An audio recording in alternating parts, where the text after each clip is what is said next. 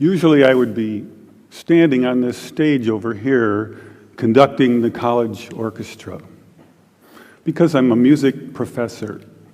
But tonight I'm going to talk about my moonlight activities in the field of science and how they led to a cancer research lab and an important breakthrough. Over the past 8 years, I've had the great pleasure of working with some brilliant and dedicated scientists. They were very open-minded, and we had a common dream that in the future, children would not have to suffer from cancer or from the terrible side effects of toxic drugs or radiation, because we believed there just had to be a better way. There had to be a better way, and we think we may have found it. A scientist said, "You're killing more cancer cells than as if you had used radiation." That same scientist went on, "If you had spent millions of dollars developing a new drug that killed this many cancer cells, it would be a home run." This was an astonishing thing to hear, especially for a music professor who had just completed his first experiments in a cancer lab. But we didn't use any radiation. We didn't use any drugs. So what did we do? I have here two identical tuning forks, both tuned to the note A, the note an orchestra tunes to. These forks are both made to vibrate 440 times per second. We say their frequency is 440 hertz. If I tap this fork, putting little pulses of energy into it, the second fork will also vibrate in sympathy. And if I silence this fork, we just may hear the other singing its tone.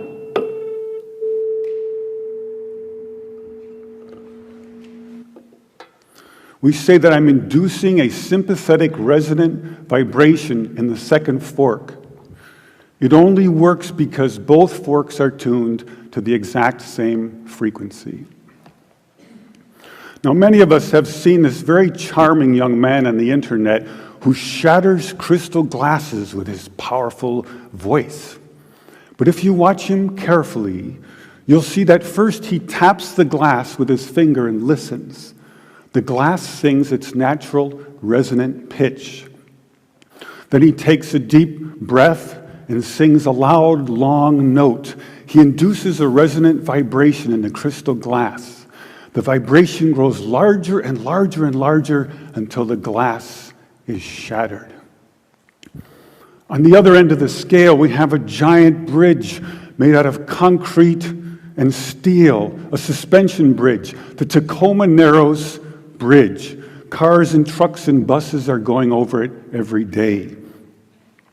And unfortunately, where they built this bridge, there was a steady wind blowing across it. And one day this wind induces a small vibration in the bridge, hardly noticeable.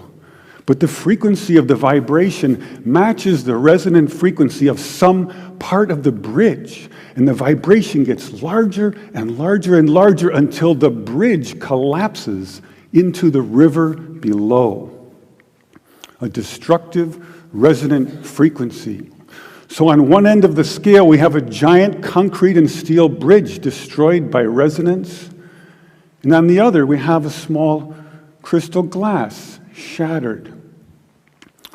So maybe we could shatter something even smaller, something really small, something you would need a microscope to see. Maybe we could shatter a living microorganism. But to do that, you'd need some sort of theory to serve as a basis. And we find that basis in a wonderful book called The Rainbow and the Worm, The Physics of Organisms, by a scientist, May Won Ho. And that book makes a very strong case that living organisms and cells are liquid crystals, or in the least, they have many properties of liquid crystals.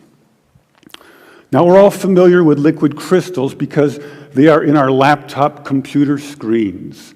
LCD display, liquid crystal display.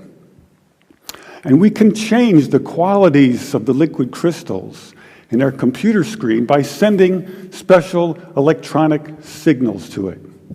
We can change the color and the shape on the screen with these signals. So maybe we could change a biological living liquid crystal with a special electronic signal. But in order to do that, we would need some kind of device. So we searched the US patent database, and we find this invention by a physician, Dr. James Bear of Albuquerque, New Mexico. It's called a resonant frequency therapy device, and its purpose is to induce a resonant vibration in a living organism or cell. And there are two really important things about this device. The first is that it uses a very special kind of antenna.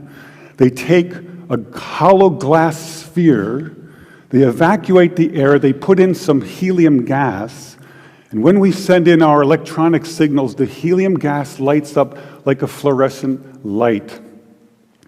An electrified gas is called a plasma. So this is called a plasma antenna, and it has many special properties uniquely suited for this kind of work.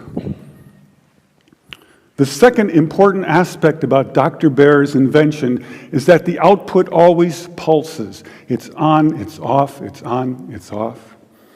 This is very important because when you're doing research on the effects of electromagnetic waves on living organisms and cells, if the signal is constantly on, you are in danger of inducing heat in those cells. And heat causes indiscriminate destruction. And we don't want that. We want targeted destruction. So we don't have to worry about heat. And now we go to the biology laboratory and we take Dr. Bear's device, and the hunt begins through a microscope for a frequency which will shatter a living microorganism. Now, we have a method of controlling Dr. Bear's device by an input control frequency. So if I put in, say, 100 hertz, out will come 100 pulses per second. If I put in 200 hertz, we'll get 200 pulses. So now we're searching for the magic frequency. And we start with 100 hertz, and we look through the microscope to see if anything's happening. We watch for 5 minutes. Nothing happens. So we try 101 hertz. We look through the scope for 5 minutes, and nothing happens. So we try 102, 103, and so on. Over the course of 15 months, we try hundreds and hundreds of frequencies, if not thousands, until we find the magic combination. The answer is you have to have two input frequencies, one low, one high, and the higher frequency must be 11 times the lower. It's what we musicians would call the 11th harmonic. And when we add the 11th harmonic, we begin to shatter microorganisms like a crystal glass. These are the first videos taken. We showed these videos to our friends in the biology department. They said they hadn't seen anything quite like it. Seems to be a new phenomenon. These organisms are being shattered by our electronic signals. This is a harmless organism, almost friendly, a little blepharisma. And normally they're very fast swimmers, but when you approach a frequency to which they are vulnerable, they begin to slow down, then they stop, and then they begin to disintegrate within about 3 minutes. So now we know we can destroy a microorganism, and the question comes up, But can you target a specific organism with a specific frequency? So in this next video, you'll see a large organism in the center, a paramecium, undergoing disintegration, and swimming all around it, a tiny different organism, which is unharmed. If we're lucky, we'll also hear the audio as I narrate the experiment live in a noisy lab. Perhaps you can see this sort of fireworks effect happening in the growing blister to the right of the organism. And here comes a little neighbor, wondering what's going on. Who's testing. And you can see blisters forming now on the lower left quadrant and upper left quadrant.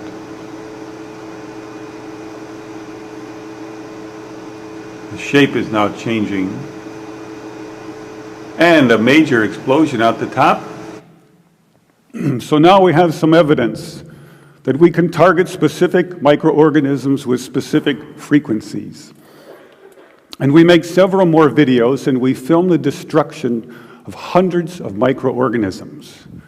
And about this time, we meet a cancer researcher, and we show them these videos.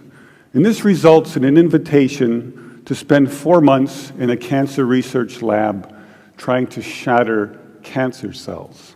This is our setup in the lab. You can see the microscope with cancer cells on it. Here's the plasma tube, and here's my little frequency control box. So first we attack pancreatic cancer. Take a good look at this slide, because the next one will look quite different. After we treat these cells, they change their shape and size, and they begin to grow long, rope-like structures out the sides. They look something like antennas. I call them bioantennas, for biological antennas. It's as if the cancer cells are trying to tune in to our signal. It also turns out this is the beginning of a process of destruction for cancer cells. We now know that cancer is vulnerable between the frequencies of 100,000 hertz and 300,000 hertz. So now we attack leukemia cells. Leukemia cell number 1 tries to grow a copy of itself, but the new cell is shattered into dozens of fragments and scattered across the slide. Leukemia cell number 2 then hyperinflates and also dies. Leukemia cell number 3 then tries to make another cancer cell. The new cell is shattered and the original cell dies. But killing a handful of leukemia cells is not enough for a patient. What kind of numbers can we do? In repeated controlled laboratory experiments, independently assayed by the 2 top experts, we killed an average of 25% to 42% of the leukemia cells, as high as 60%. They also determined that we slowed the growth rate of the cancer by as much as 65%, so a double effect.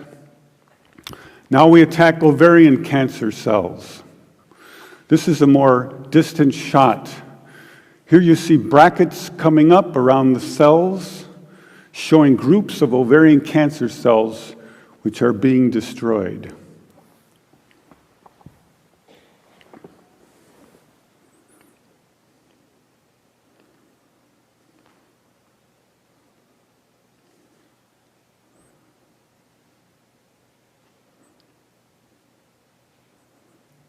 You can see by the end of the video that a great many ovarian cancer cells were destroyed.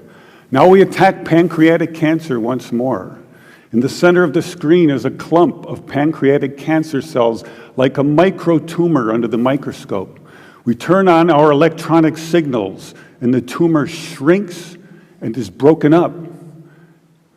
The cells are disconnecting, disaggregating, the opposite of forming a tumor. And some of the cells are destroyed.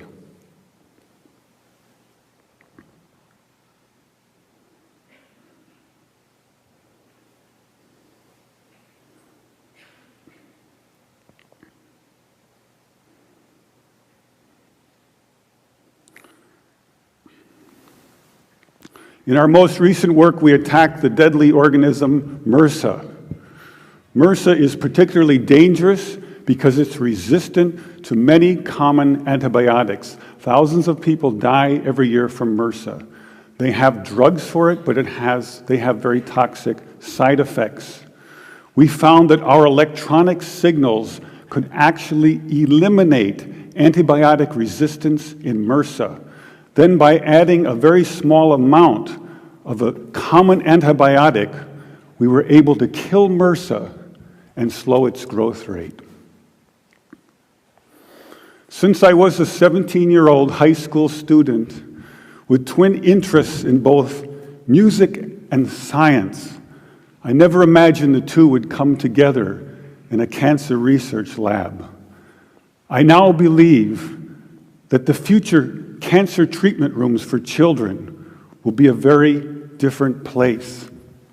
It will be a pleasant place where children gather and make new friends. They probably won't even know they're sick. They'll draw pictures, color in their books, play with their toys, all the while unaware that above them are beautiful blue, pinkish plasma lights emanating healing, pulsing electric fields, shattering their cancer painlessly and non-toxically, one cell at a time. Thank you.